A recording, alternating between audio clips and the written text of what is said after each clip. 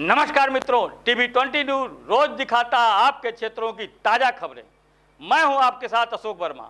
आइए रूबरू कराते हैं आपके क्षेत्रों की तमाम खबरें।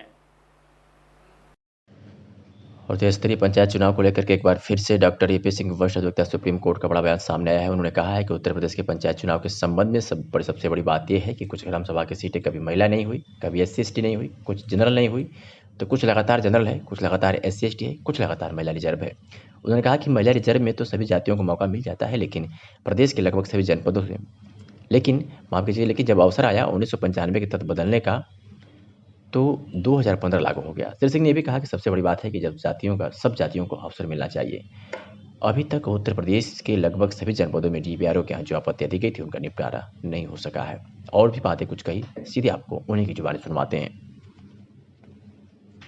उत्तर प्रदेश के पंचायत चुनाव के संबंध में बड़ी साफ बात है कि कुछ ग्राम सभा सीटें कभी महिला नहीं हुई, कभी SC/ST नहीं हुई, कुछ जनरल नहीं हुई, कुछ लगातार जनरल हैं, कुछ लगातार SC/ST हैं, कुछ लगातार महिला रिजर्व हैं। चलिए, महिला में तो सभी जातियां शामिल हो जाती हैं, लेकिन कुछ लगातार आजादी के बाद से जनरल हैं, कुछ SC/ST हैं। अब जब अवसर आया तो 95 के अनुसार उनको बदलने का, तो 2015 लागू हो गया। कहीं कुछ विसंगति है, कहीं कुछ विसंगति है।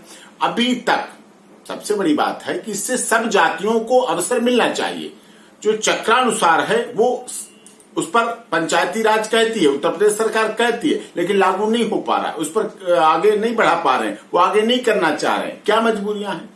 अभी तक उत्तर प्रदेश के लगभग सभी जनपदों में DPRO के यहाँ जो आपत्तियां दी गई थी उनकी आपत्तियों को निपटारा नहीं हुआ, जबकि आपत्तियों की संख्या 95 के बेस के आधार पर 2015 के बेस में आपत्तियों की संख्या बढ़ गई, डबल तिबल हो गई। आपत्तियां पेंडिंग हैं। जब आपत्तियां भी बढ़ गई हैं, उनका निपटारा भी नहीं हो रहा है, किसी तरह से अभी तक निपटारा नहीं हुआ। और सबसे बड़ी बात, अधिसूचना जारी हो गई, आचार संहिता लगा दी गई, जबकि निश्चित तौर पर जब तक सभी आपत्तियों का निपटारा न हो, खुले रूप में आप सामने उन पर चर्चा करें, उन पर बहस करें, उन पर बात करें, कागजी आंकड़े रखें, अपने आंकड़े रखें, लोग जो दे रहे हैं आंकड़े रखें। वो जनप्रतिनिधियों का चुनाव है उत्तर प्रदेश में, इन जनप्रतिनिधियों के बारे में आप बात करें। समय ऐसा चुनाव का रखा गया, अधिसूचना का ऐसा समय रखा गया, जबकि छुट्टियां हैं, होली का त्योहार है, होली का त्योहार भी सैटरडे संडे, और होली का त्योहार राष्ट्रीय पर्व है। और खासकर उत्तर प्रदेश में तो पूरे साल के शोक गमी के लोग अपने आपस में संबंध के लोगों में, परिवारों में संवेदनाओं के साथ आते हैं,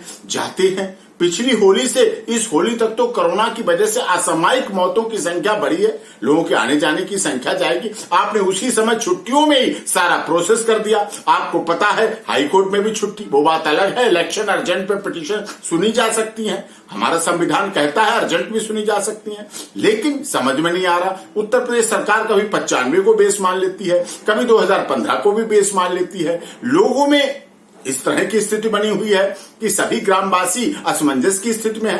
राजनीतिक दल पूरी तरह से इस विरोधाभास पर चुप है। जो विरोधाभास हो रहा है, विरोधी दल हों चाहे पिछली सरकारों के लोग हों, राजनीति करना चाहते हैं, अपनी बात और करते हैं, लेकिन इस चुनावी उत्तर प्रदेश के पंचायत चुनाव पर पूरी तरह चुप है।